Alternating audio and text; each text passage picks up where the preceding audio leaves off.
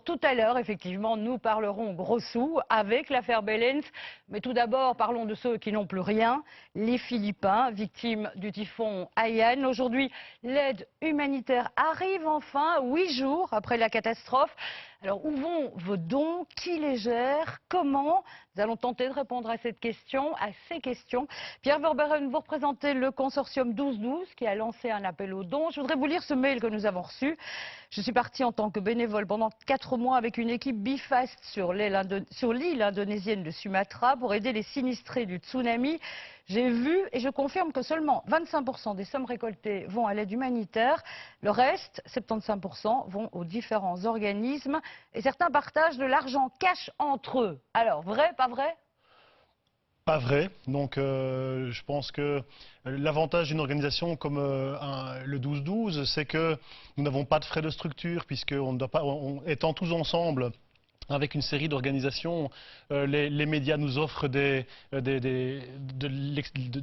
plages d'expression gratuites et donc on n'a pas de frais de publicité, etc. Donc le fait de se mettre ensemble et de ne pas mettre en avant une organisation nous permet finalement de n'avoir pas de coût de fonctionnement. Chaque organisation a quand même des frais, forcément. Oui, et il faut être très fier de ces frais parce que ce sont des frais. Il faut payer les gens qui travaillent. Il faut être fier de ces frais parce que ce sont des frais de coordination, ce sont des frais de professionnalisation, de formation, donc qui font que la personne qui part, elle est extrêmement efficace. Alors peut-être qu'il y a des dérives, donc moi j'ai pas pu les constater sur Sumatra, etc. Donc je ne peux pas répondre directement, mais en tout cas, concrètement, si je donne 100 € au consortium 1212, il y a combien d'argent qui va aux sinistrés des Philippines? Alors concrètement, si on donne 100 €, eh bien, il y en a 87,5 qui vont directement aux sinistrés des Philippines.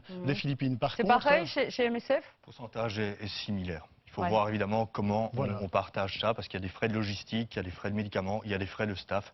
Et comme le dit Pierre, il y a aussi des frais de coordination qui sont en amont. Alors on a compris que le consortium, ça servait justement à mettre en commun un certain nombre de choses, à diminuer ces frais. MSF n'en fait pas partie, pourquoi? Parce qu'on veut garder notre indépendance, d'action. Notre action est basée sur l'évaluation des besoins qu'on a sur le terrain. Donc c'est nos équipes sur le terrain qui nous disent ce qu'on peut faire en fonction de ces besoins. Et on veut pouvoir garder tant le contrôle des moyens qu'on achemine que le contrôle de nos ressources aussi. Donc à un moment, on doit être capable de dire, nous, en tant qu'MSF, voilà ce qu'on peut faire sur le terrain, voici les ressources qu'on a besoin pour faire ce qu'on veut atteindre, et éventuellement de pouvoir dire à un moment, c'est bon, sur cette crise-là en particulier, vous avez été suffisamment généreux et vous nous permettez d'obtenir ces objectifs. Bien sûr, on aura besoin toujours de ressources sur d'autres crises. Toutes les crises ne sont pas médiatisées. Certaines personnes vivent dans des conditions inacceptables maintenant sans qu'on en parle et nous souhaitons leur donner aussi un support. Donc on a besoin toujours du support du public. Alors Ketili Assier, vous avez fondé une petite ASBL pour aider Haïti. Même question pour vous, quand on donne 100 € à votre ASBL, il y en a combien qui vont à Haïti? Nous sommes dans notre logique à Liège d'Haïti. Nous ne faisons pas d'appel aux dons. Nous organisons des manifestations de qualité et les gens viennent là pour passer un bon moment.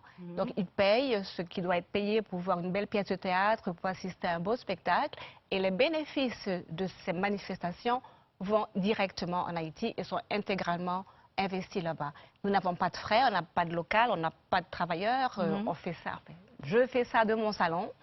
Et donc, ça nous permet d'être totalement libres. Donc, presque tout comme lui, on a presque 90% de ce qu'on récolte qui va directement dans un centre de formation professionnelle dans le métier du bâtiment que nous gérons en Haïti, à Port-au-Prince, tout près de Cité Soleil, ce grand bidonville de triste réputation. Voilà, et on va revenir au bilan de l'aide humanitaire à Haïti. Mais d'abord, une question, comment être sûr que l'argent qu'on donne va bien aux Philippines pour l'instant? On a eu pas mal de réactions là-dessus. Alors, consortium 21-21, 12-12, j'avoue qu'on s'y perd un peu.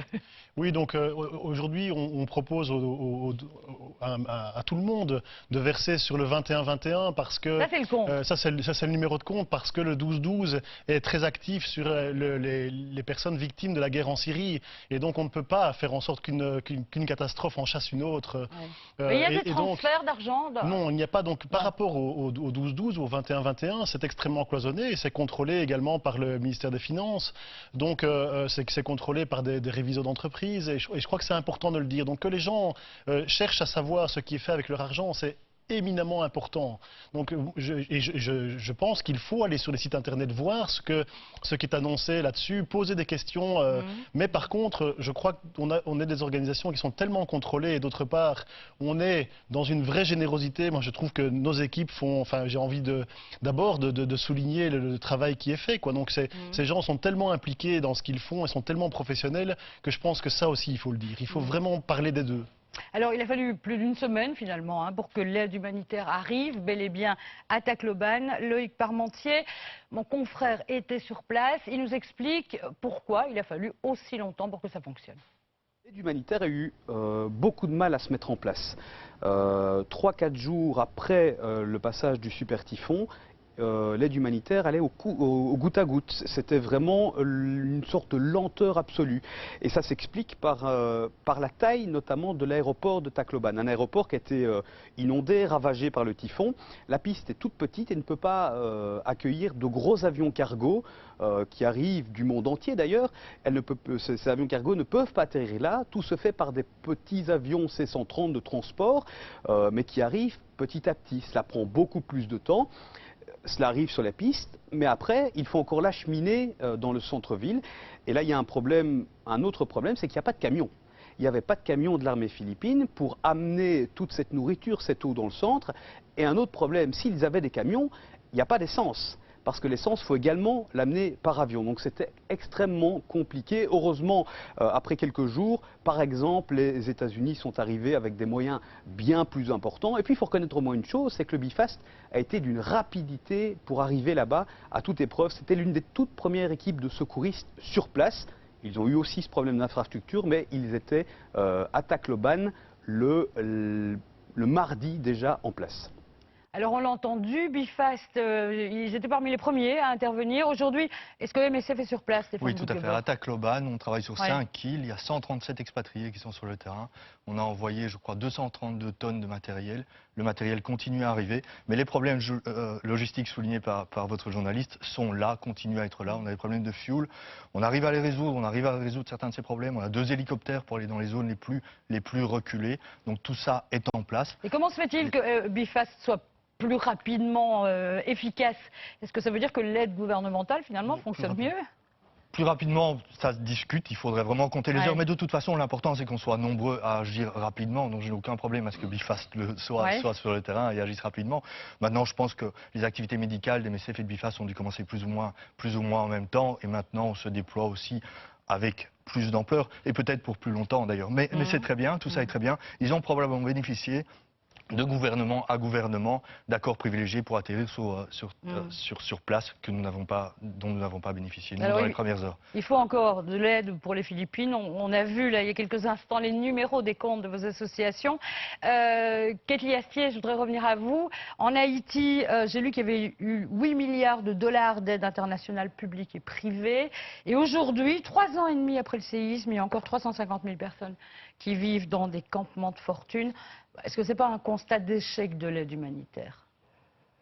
Je ne peux pas dire que c'est ça. Ce que je pense, c'est que les gens dans la rue pensent, quand on entend ces chiffres faramineux, 8 milliards, on ne peut même pas compter le nombre de zéros, on pense que tout de suite, c'est ce qu'on me dit dans la rue quand je parle aux gens, que le gouvernement haïtien, les Haïtiens ont mal géré ces sous.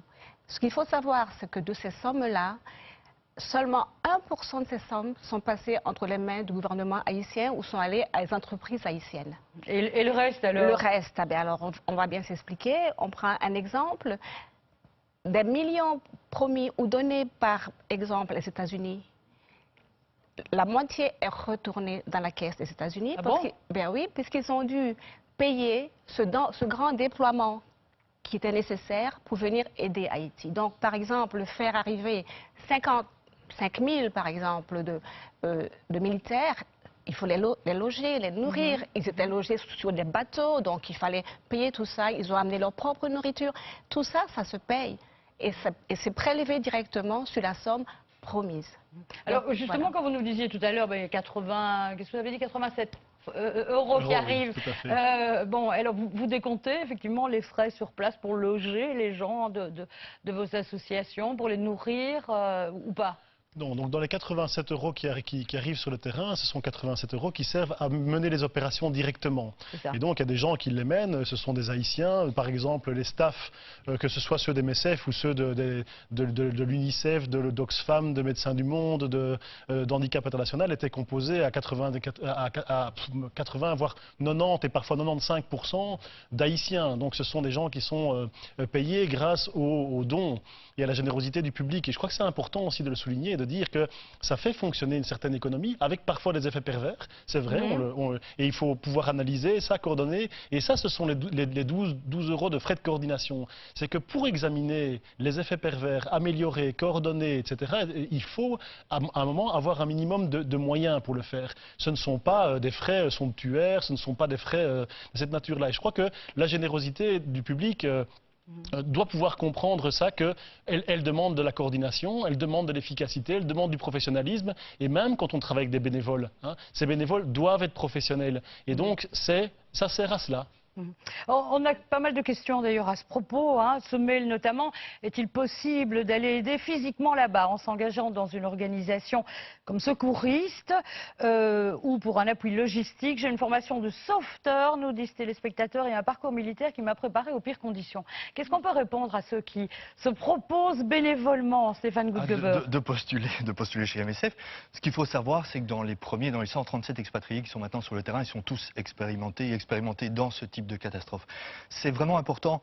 L'aide humanitaire d'urgence, c'est pas le Paris-Dakar. Il ne suffit pas d'arriver vite, il faut arriver avec les bonnes personnes. C'est devenu quelque chose de très professionnel. De très professionnel, avec des gens qui sont directement efficaces, avec le matériel et avec des moyens de transport qui nous permettent de nous projeter là où les besoins sont les plus aigus. On ne s'improvise pas comme ça, on peut le devenir, mais tous les gens qui sont partis sont des gens qui sont vraiment professionnels et experts dans la matière dans laquelle ils vont travailler maintenant. Kathleen Astier. Je voudrais revenir sur ce que disait M. Verderen, sur les effets pervers des ONG qui arrivent pour le moment, qui sont pour le moment en Haïti. On en a compté plus de 10 000 ONG sur place. Chaque ONG a un staff de 5 personnes logées dans des hôtels de luxe ou qui prennent les quelques rares maisons encore. Je ne parle pas. Est-ce qu'il reste encore des hôtels, est-ce qu'il restait encore des hôtels de luxe en Haïti après le tremblement de terre? Bien sûr, il en restait. Et il reste des maisons. Il y a des gens qui ont quitté leur maison, allaient habiter dans des familles, s'entasser dans des familles pour pouvoir louer à des prix défiant toute concurrence leur maison, ce qui a vraiment cassé le marché haïtien. Parce que ça ne retourne pas aux Haïtiens. Ce qu'on dit, je ne parle pas des ONG qui ont vraiment un travail à faire sur place. Parce qu'on est devenu un moment vraiment un terrain libre où tout le monde venait, se disait ONG avec des projets qui n'avaient aucune chance de voir le jour et chacun venait planter son drapeau pour essayer. Et rien que les frais de fonctionnement de ces ONG-là suffiraient à reloger 15 familles. C'est ça. Il y a une concurrence entre les ONG ? C'est pas une concurrence. Je crois que ce qui est vraiment important de pointer, c'est la diversité. C'est qu'effectivement, on va retrouver toutes sortes d'organisations sur le terrain dont le professionnalisme n'est pas toujours avéré. Et donc, la question qui se pose, et que, comme Stéphane le signale, la question qui se pose, c'est comment nous pouvons garantir ce professionnalisme. Et des organisations comme les nôtres, comment dire, MSF, Médecins du Monde, la Croix-Rouge, le Handicap, l'UNICEF, Caritas, sont des organisations qui passent beaucoup de temps à être extrêmement professionnelles, qu'elles fassent intervenir des bénévoles ou qu'elles fassent intervenir des salariés. Et donc, la question qui se pose pour le donateur, pour la personne qui dit « Moi, le monde s'est écroulé sur ces gens sont dans le malheur aujourd'hui, je ne peux pas les laisser comme ça », eh bien, la question qui se pose, c'est comment être le plus efficace, pas nécessairement comment être le plus rapide, parce que aucune personne ne pense que les 50 €, les 100 € ou les 10 € qu'elle va donner pour les sinistrés des Philippines vont être ceux qui vont permettre de tendre la main à celui qui est en dessous des gravats. Personne ne pense à ça. On se rend bien compte que l'objectif de la personne qui va être généreuse, c'est de, quelque part, soulager la souffrance de ces personnes, dans l'urgence si possible, mais aussi demain pour reconstruire sa maison et peut-être tout de suite pour avoir une épaule parce que cette personne pleure, elle ne sait plus où elle est, et donc avoir quelqu'un qui soulage ses souffrances, c'est quelque chose de très important. Donc, il faut voir comment se déroule le mécanisme humanitaire. C'est un mécanisme qui commence par de l'urgence immédiate et puis progressivement qui prend le relais et qui s'inscrit progressivement dans les structures existantes et qui vient renforcer les structures existantes plutôt que s'y substituer. Donc voilà, les choses se déroulent progressivement et c'est extrêmement important de dire à monsieur et madame tout le monde que cet argent va se dérouler sur le terrain progressivement pour soulager des souffrances qui ne sont pas que les souffrances d'aujourd'hui, qui sont les souffrances de demain aussi. Stéphane Goudgeber, vous l'avez dit, MSF est sur place là maintenant, est à l'œuvre. Jusqu'à quand? Est-ce qu'on a une idée? Non, maintenant on ne peut pas vous le dire. On est encore en train de découvrir des zones sinistrées dans lesquelles personne n'a été. On se projette sur plusieurs mois, ça c'est certain. On est certain de rester là au moins 5 mois. Il est vraisemblable que c'est plus longtemps. On gère encore 5 hôpitaux sur Port-au-Prince aujourd'hui, donc on y était avant le tremblement de terre. On y est encore pour de nombreuses années. Pour les Philippines, je ne peux pas vous le dire, mais on restera aussi longtemps qu'il y a des besoins médicaux urgents dans lesquels on peut vraiment jouer un rôle et soulager la souffrance des... Donc l'urgence est souvent longue. Merci madame, messieurs d'avoir participé à ce débat. Tout de suite les autres faits marquants de la semaine.